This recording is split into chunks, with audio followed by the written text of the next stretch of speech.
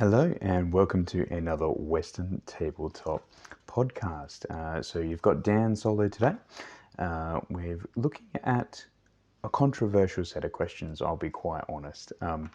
So the couple of comments that I've been thinking on recently and in relation to some commentary that had come completely innocently through to me, and it just got me thinking. And so one of those questions was, do I think the bolt action game system will become stale specifically in Perth and WA?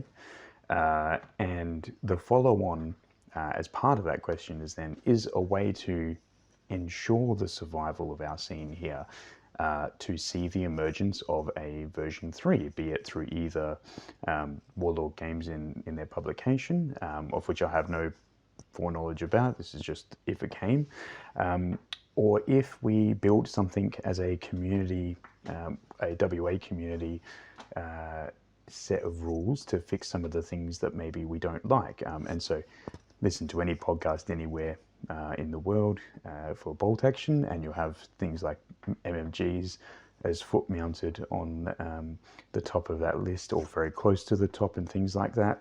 So do we do something different? Do we pick up the Juggers pack and we go, you know what, let's give this force composition and slot points a go and work with their what they've put in as their changes? Or do we just keep it vanilla and we have to reinvigorate things a different way to keep the scene rolling?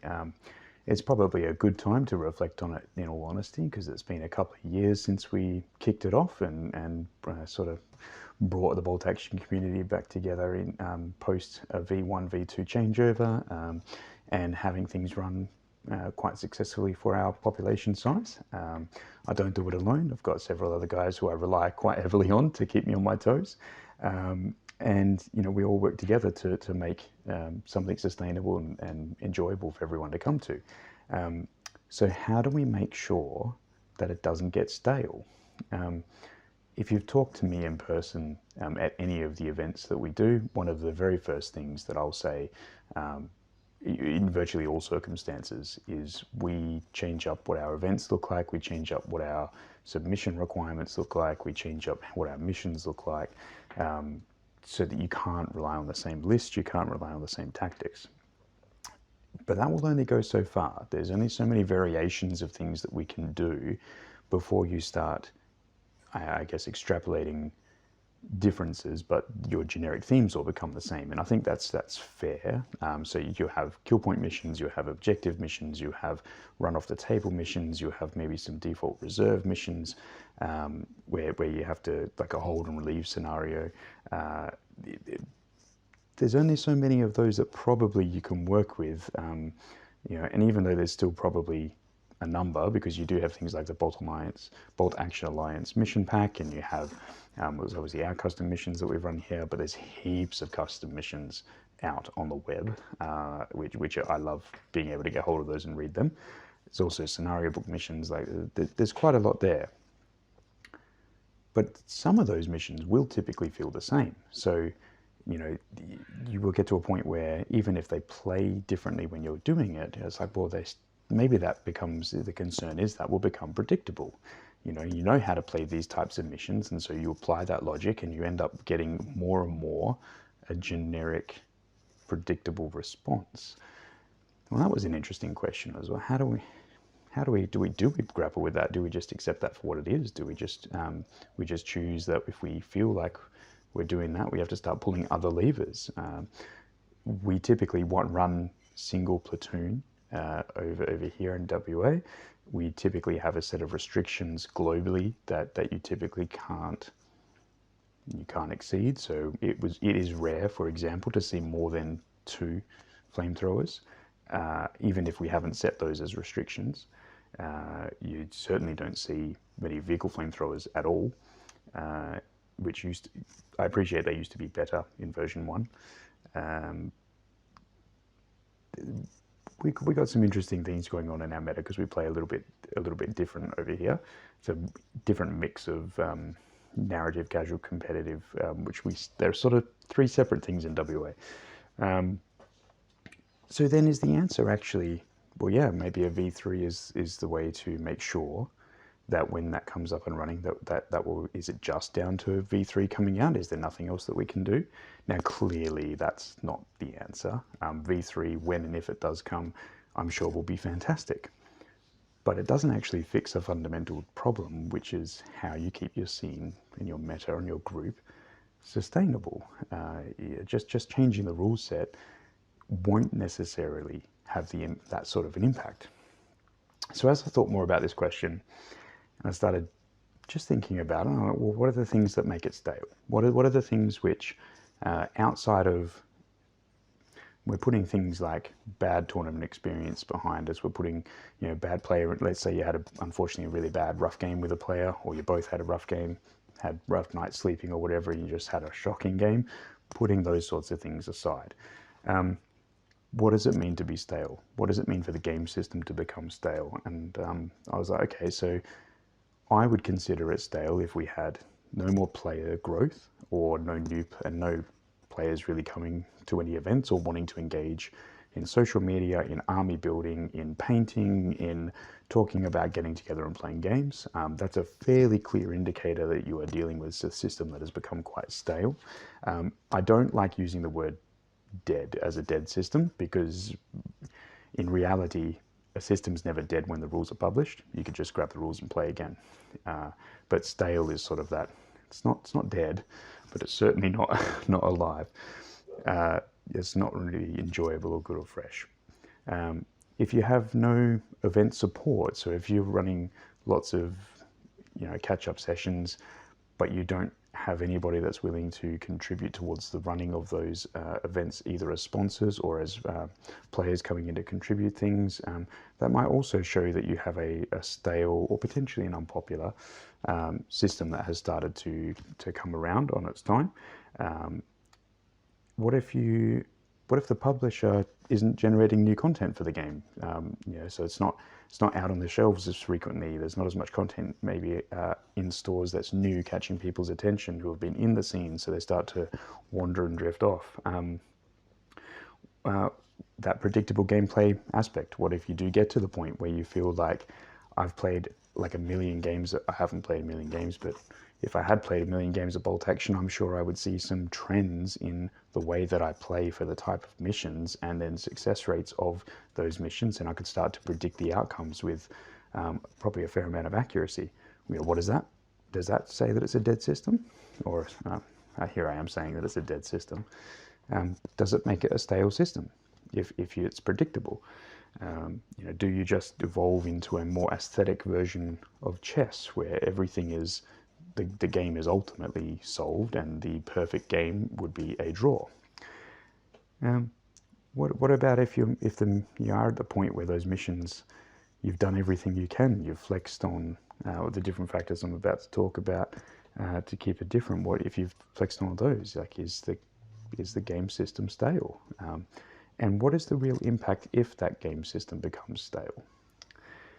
Now, as you can see, I went down a little bit of a rabbit hole with this thing. So the WA community in particular, and not just for Bolt Action, is actually in a very, very positive place.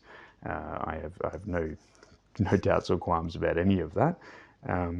But I do like questions that make me think, and I thought this would be something worthwhile sharing with the podcast crew. And so if all of those components, so no players, no event support, either for players bringing things to be at events, or for sponsorships. Let's say the sponsorships are dried up because they're not seeing the interest locally. No new content coming out from the publisher. So this is an assumption where there are no more passionate hobbyists, and there are no more Warlord Games publications coming out that would reinvigorate the scene. And is it predictable? Okay, well, let's look at those things then from a, what does that actually mean? And it's like, okay, so you might have someone like myself, loves Bolt Action, very much enjoy everything that's going on in our scene. I may not have an opponent to play, so I might play solo, I might not. I'm going to have a bunch of armies that aren't being used. They might get used in other systems, but not necessarily in Bolt Action. I won't have events to go to and or run. and may not have venues that are willing to prioritize, for example, 30 player bolt action events over something else that previously wasn't getting a look in, or just by numbers, you know how scheduling works. And am I getting bored with predictable gameplay? Those are very interesting questions, because I face them across other systems and other things in life and hobbies in general. And so I was like, oh, so what really drives the system? And the answer, which I'm sure some of you have already got a few ideas already, but the primary factor that actually drives a system and stopping it being stale is the community and the players, and the willingness to stay engaged and to buck the trend a little bit, and to change things up, and to be willing to try something different and new. And so it actually, the conversation in my head started to switch to more as like, actually, it's about engaging your community, the people you want to play with, to say, hey, I still want to play bolt action. I enjoy playing bolt action. Come play bolt action with me. Now, this is not new stuff, right? Like, this is the same for any other system. Like, you need a core group of people that are coming together regularly because they want to, because they're hobbyists, because they want to spend that time, they want to play the game and enjoy the game. They're energized about it. Other people see the energy, get drawn to want to come in. It's pretty stock standard from my point of view of how war games, and particularly hobbies, they work and they iterate on themselves. So a lot of these questions, as I started to dig into them, I went, actually, I don't think a war game can truly ever become stale, provided that there's at least, I would say, 2 to 4 people that are happy to keep driving it, that are happy to keep playing it, that are happy to stay engaged and make it a priority to play and represent, where possible, those games. So then I compounded that to go, a version 2 or a version 3 actually doesn't matter at that point, because the people that are passionate about it, you will have a changing of the guard possibly with version 3 if it drastically changed something about the game. But you'll have other passionate people come up and step into that space, and then work with and drive the community to whatever the new position is. So then the purpose of a version 3, of what we would like to potentially see, we did a wish list episode not that long ago. We talk about, well, we'd like to see some of the fixes for abhorrent units that in terms of points efficiencies, where they're too good or not good enough. We would like to see generic things, layout, typo, all those standard editing things that we'd like overall. We'd like to see additional units go into army books and vice versa. With, like, if you're going to put army selective stuff in campaign books, it'd be great to see that in army books, or at least reference to pages and what loadout. What do we really risk losing with a V2 to a V3 in terms of the game going stale? Like, are we expecting to see a new edition come out and a bunch of people say this is not for me anymore and walk away? Would that cause the game system to go stale? I'd wager probably not.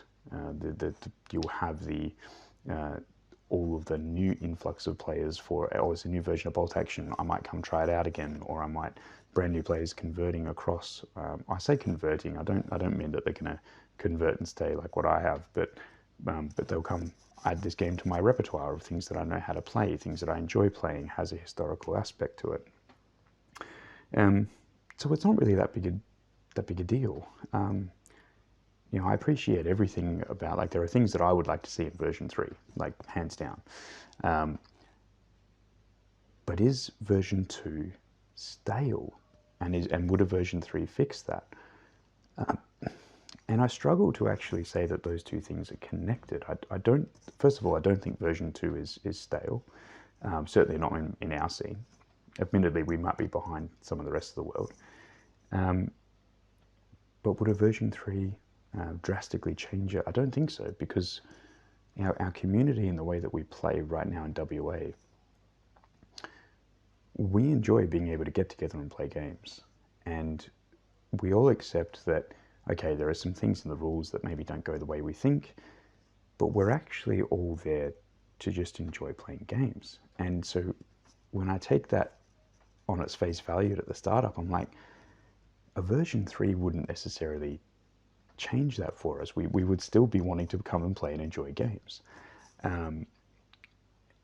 So it might be different from wherever you are, or maybe even within WA, some people might have different opinions and they're like, no, we definitely need a version 3. And I respect that.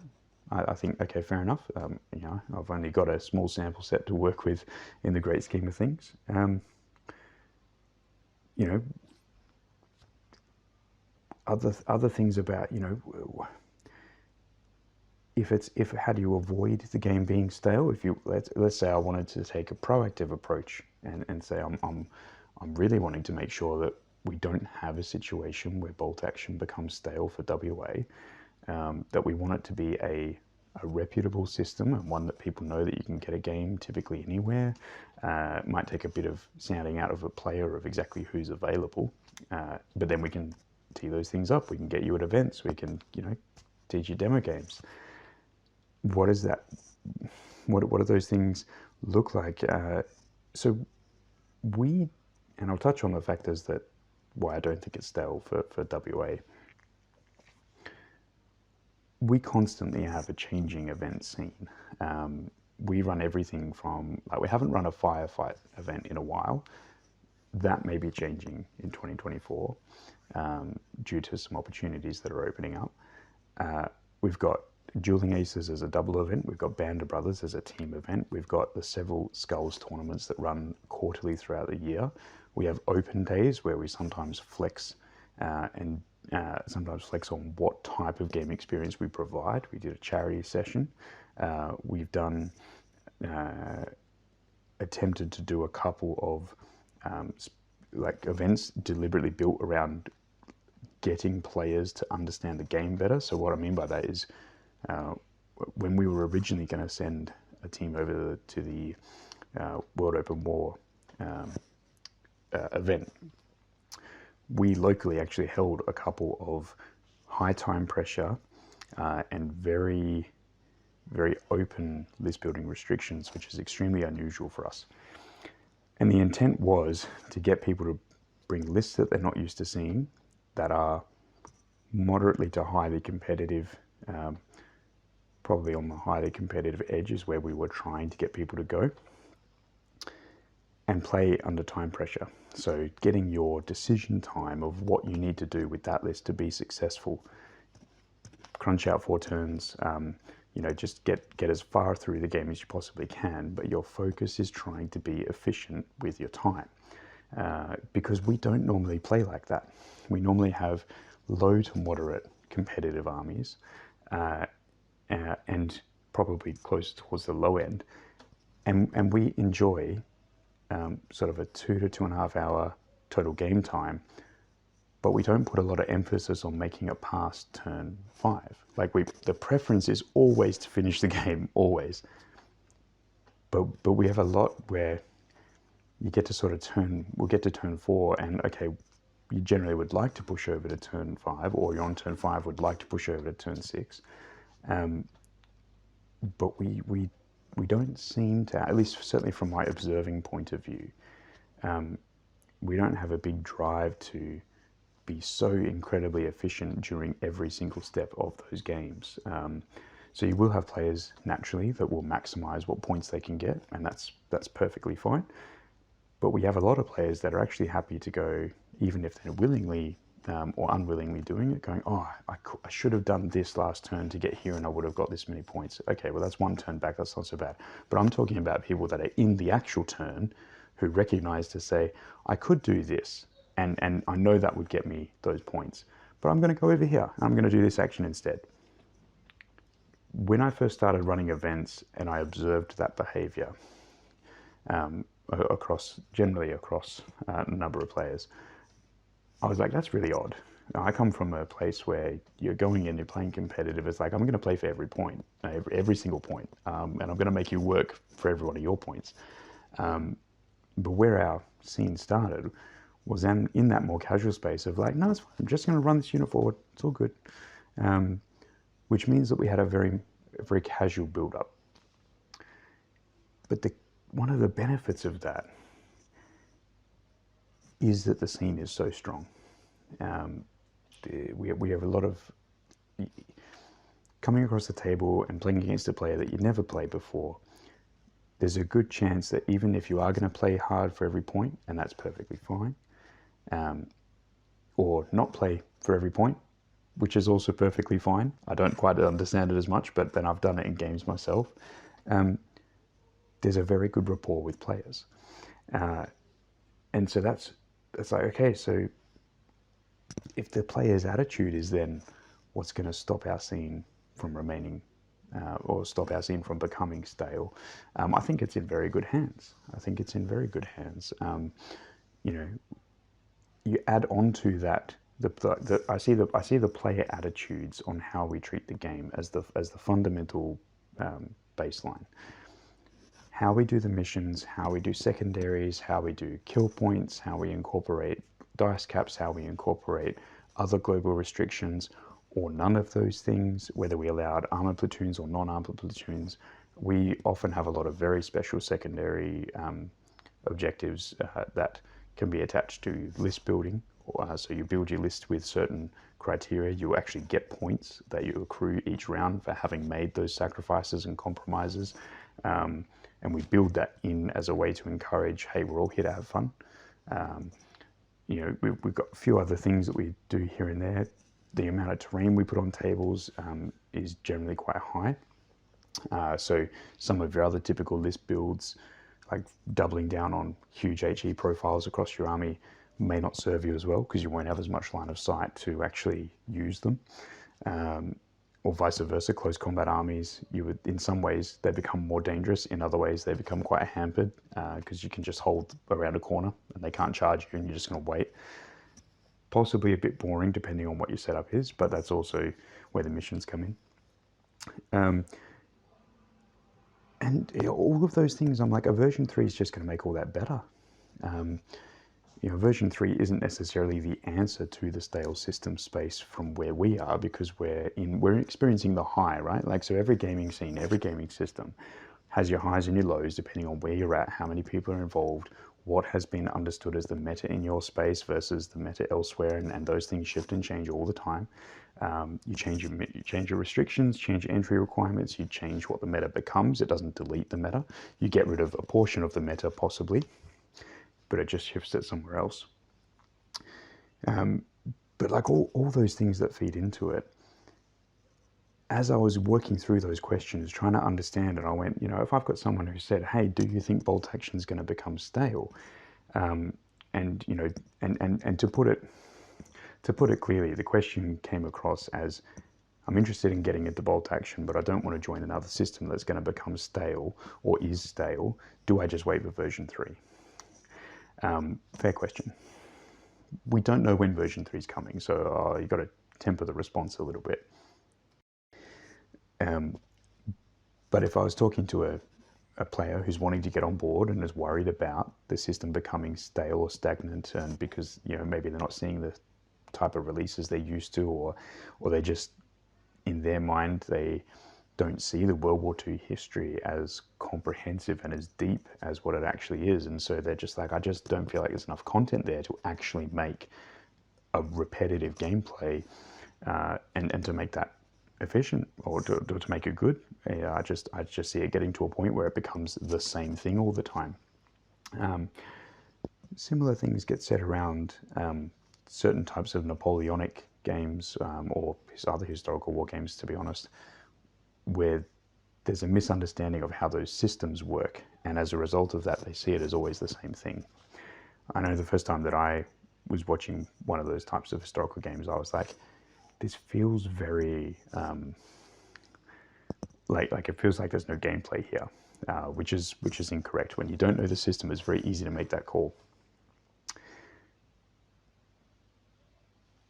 So yeah, if player attitudes are the base and all those extra things that we add on top is what stirs it up and keeps it kind of fresh, the next question that I had is, well, how long can you actually keep doing those things to keep it in that state of variation and flux and create the new parameters that you're going to play games with? Yeah, how do you pick that up and keep that going? And that was a little bit easier, I guess, to talk to, because that's really what I've been doing with the other TOs and community here in Perth since starting up. Is we have a great feedback loop. That's critical for making sure that you're actually creating events and situations that your players want to come to and want to participate in. It's great to go out on a limb to go, Daniel thinks this is the way that we should play this event. That's because that's what Daniel likes. But that doesn't mean that's what the players like. You have to have that feedback loop. And it's okay not to listen to the feedback, but you have to justify why. You have to verify, is what they're saying and what they're feeding back an improvement or something that would be create more of an issue than what they're realizing, or is it just not a good suggestion, or vice versa? Is this actually an amazing suggestion, and you'd be silly to not put it in? But if you're not going to put it in, you really, really need to say why. So that, and how do you with that feedback loop, that's really what feeds into how long you can keep. Sorry for the pun there. That is what allows you to continue on and keep your scene stable. Because you're listening to your players, you're getting the feedback from the people that want to come. You're talking to new people when they come for demos and they go, hey, I'm interested in coming and playing at events, but I don't want to play against anything competitive because I'm still learning, and I don't want to go where I get taken for a ride for 3 games. So you have to work with those groups of people within your community to make sure that you are creating something they want to come to. It's okay for not everybody to come to everything. What has to happen, though, is there has to be something at some point for everyone. And we strive very hard to do that. And I suspect very, very likely that there's a lot of scenes around the world that do the same thing. In terms of how long that can go for, I feel there's also an element of your imagination, certainly TO burnout, and the dangers of trying to do too much as one person. You need essentially a group of people, depending on how many people you're doing this for. Take turns, just simple as that, just take turns. And as you're working that around, each of you trying different things, listening to the feedback, crafting your players packs, forgetting to read each other's players packs when you go to their events. Guilty, sorry. But all of those things, that's what's going to extend your time. Now, in terms of the maximum time to keep it essentially alive and not being stale, well, I haven't hit the limit yet, so I don't really know whether or not that there is a limit there. But I think that we're not there yet. In the WA scene, there are still things that, or aspirations that I'd like us to get to do, and check in on certain elements, and revisit things, get to grips with some of the other formats that we haven't properly tried yet. So again, the Juggernaut format is still one that I'm like, I don't know if I don't know if the scene here is quite ready to pick it up en masse for an event, but the only way I'm going to know that probably is by trying. But we've got a couple of good solid formats now that we can rely on, and we can build a few extra ones. And it's so when a V3 does eventually hit, there will be a wave of enthusiasm. There will be some new people coming on. There will be some people that may not like it and they'll drop off. All of that is okay. What matters is, have we got enough people that are still invested with their attitudes of like, yeah, I want to come and enjoy this fun scene, I'm now just going to do it with V3 rules. And it's as simple as that, right? Like, you just need the people to want to come because they're engaged. And they'll be engaged because they'll feel like they're being listened to, because they're giving the feedback in the feedback loop, and they're seeing that reflected in the events. Maybe not the immediate event coming afterwards, but they'll see it at some point during the event. And so, yeah, it was an interesting little thought process for putting it in the context of my scene that I've helped to build and create with those that are around me, and then obviously the players themselves, and to go, this is our thing. It's not my thing. It's everyone's thing, and it's like that on purpose and intentionally, because the players are the ones that ultimately, they come to the events, they come to the fun things, they come to the narratives. They're the ones that essentially make it all go round, because without them coming and giving feedback of what they like, what they don't like, what they enjoyed, what they didn't, the memories they've had, that's them contributing to the success of future events. So without them, there is no future events. It's quite simple. We will continue as we have in trying to give you some different things, make you think about the game a little bit differently. Fun is always very, very high in our aims as the TOs and the creators. We want to make sure that players can come and have fun.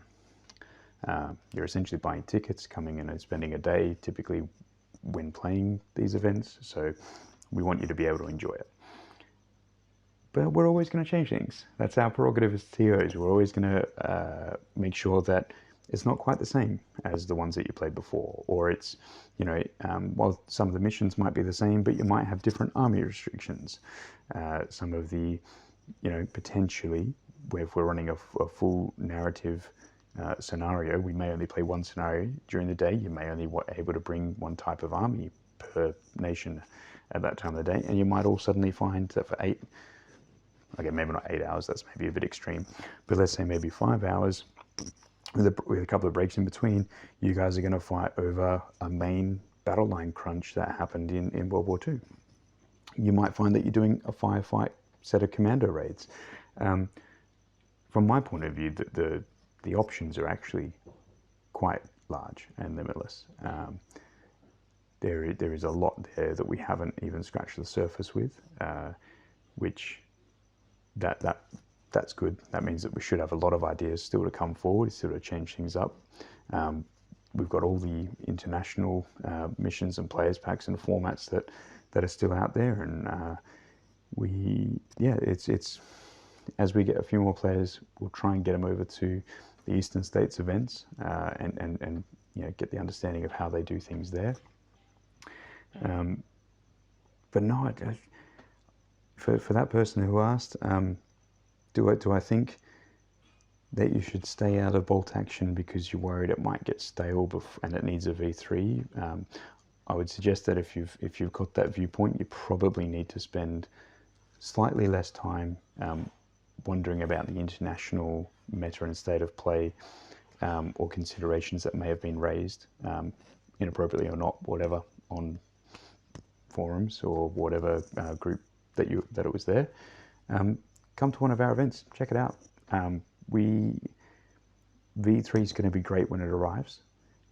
We don't really have any confirmed release schedules, and even a lot of the rumor mill that I'll try to understand that there's nothing concrete there that I've been pointed to. If there is something there and it's coming, fantastic, great. I wouldn't hold off getting engaged just for that though. I'd consider it's probably better to get on board, make some connections. We typically have in the community people that are happy to loan armies or help you walk through demo games, and we can help you get you started. Doesn't have to be a problem in that sort of regard. But yeah, it's not stale. It's definitely not stale. We have a lot, and there'll be an events calendar for 2024 that will come together, because we're almost at the point of having an event a month, which is great. Something that we've been trying to push towards for about a year or so now. We think we're going to be able to do it. It'll be spread from everywhere, from essentially Outpost and some of the northern suburbs, all the way down to when we do the ones in Albany. But I honestly I don't think it's going to get stale anytime soon. Certainly not whilst I have any sort of influence in trying to keep things moving. I enjoy the game. I enjoy being able to put events on for the community. I enjoy working with others to put events on for the community. We've got a great set of local hobbyists that are engaged. Most, if not all, in fact, I'm pretty sure all of our players are all here for a good time. It would be very rare the occasion where we've had a classic feel bad moment at an event, and even then it's temporary. I don't think we've got any sort of grudges in the community anywhere at the moment, and again, also largely for most of WA, we're in a really good spot. So if you're considering jumping on board, reach out to us through the Discord, reach out to us through the Facebook groups, go to one of the clubs, tee up a demo. Plenty of us that are going to look at doing demos. Might be hard coming into Christmas, but certainly post-Christmas and trying to set things up, I really would encourage people to get involved. We'll see exactly how many events we can run next year for 2024, but look, I don't think it's going to get stale. Version 3 certainly might fix things. I don't think its fix is to simply reinvigorate life into the game system. I think there's plenty of life there, but I do look forward to when it comes. So this has been a shorter, quick one with me. The rest of the crew you will see very, very shortly, I suspect, in the next releases as we're coming forward. But nice and, well, about 30-ish minutes, not particularly too short, but you guys do know that I like to ramble. I will catch you next time. See you later.